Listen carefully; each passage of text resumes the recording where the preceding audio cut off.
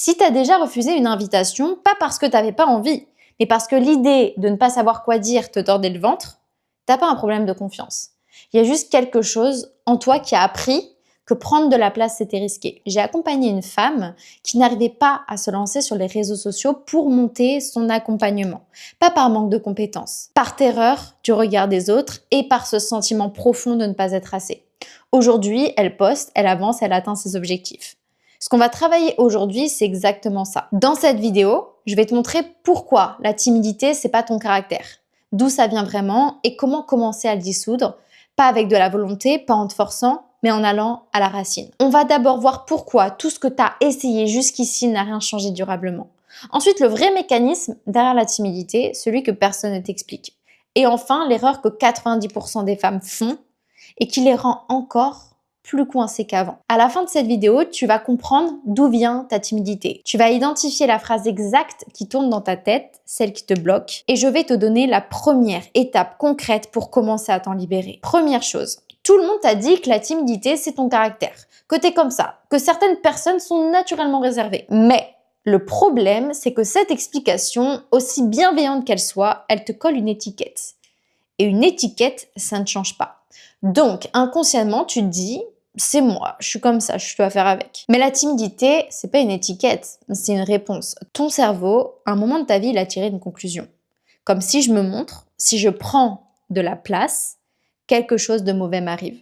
Peut-être qu'on t'a ridiculisé devant tout le monde, peut-être qu'on t'a dit de te taire trop souvent. Donc, ton cerveau a fait ce qu'il fait de mieux pour toi. Il a créé une protection, comme rester discrète, s'effacer, ne pas déranger. C'était safe, c'était secure.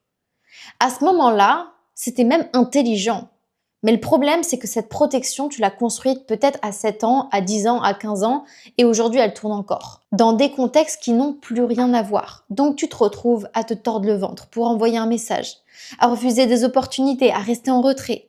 Pas parce que tu le choisis, mais parce que quelque chose a décidé que c'était pas safe, que c'était pas secure. Maintenant, le vrai sujet. Parce que la timidité en surface, c'est pas le problème. Mais ce qu'il y a en dessous, c'est ça qui gouverne tout. Derrière chaque femme timide, il y a une phrase. Une phrase qui tourne en boucle dans ces moments-là. Je commence à parler. Ça ressemble à « non mais si je parle, je vais dire quelque chose de stupide ». Ou alors « si je me monte, les gens ils vont me juger ». Ou encore « je suis pas assez intéressante pour qu'on m'écoute ». Donc, ce que tu vis, c'est pas de la timidité.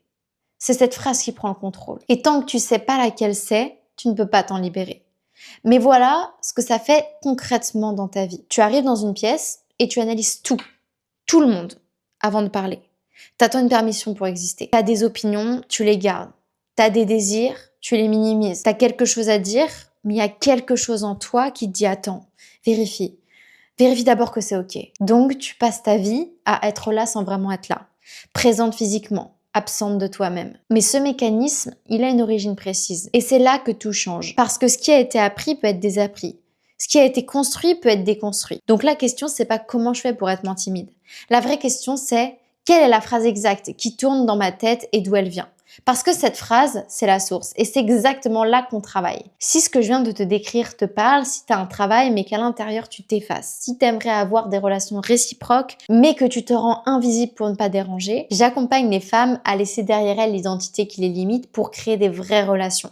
Être dans un travail aligné avec elles-mêmes, devenir un aimant à opportunité et enfin se donner le droit d'exister. Alors si tu es prête à franchir ce cap, réserve ton appel de 10 minutes gratuit, les places sont limitées et le lien est en description. Maintenant, on passe à l'erreur que 90% des femmes font. Et c'est probablement ce qui t'a empêché d'avancer jusqu'ici. Ces femmes, elles essaient de gérer la surface. Elles lisent des livres sur la confiance en soi, elles regardent des vidéos sur le langage corporel.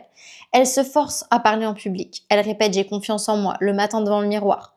Mais ça marche 5 minutes, puis ça revient, plus fort. Donc elles se disent que c'est leur faute, qu'elles ne font pas assez d'efforts, qu'elles sont faibles. Mais c'est pas leur faute. C'est juste qu'elles travaillent au mauvais endroit. C'est comme avoir de la fièvre et prendre des cachets pour faire baisser la température. Donc oui, la fièvre baisse, mais elle revient. Parce que l'affection, elle est toujours là. La timidité, c'est la fièvre. La phrase qui tourne dans ta tête, celle qui dit « je ne suis pas assez, si je me montre, je vais être jugée », c'est l'infection. Donc tant que tu travailles sur le comportement sans toucher à ta croyance qui la génère, tu nages à contre-courant. Mais dès que tu identifies cette phrase, dès que tu comprends d'où elle vient et pourquoi ton cerveau y croit encore, tout change. Pas du jour au lendemain, mais ça change vraiment en profondeur. Si tu te reconnais dans ce que je décris, réserve ton appel de 10 minutes gratuit. Le lien est toujours en description, bien sûr. C'était Mademoiselle High Value et n'oublie pas, ce que tu appelles timidité, c'est juste toi qui attends la permission d'exister.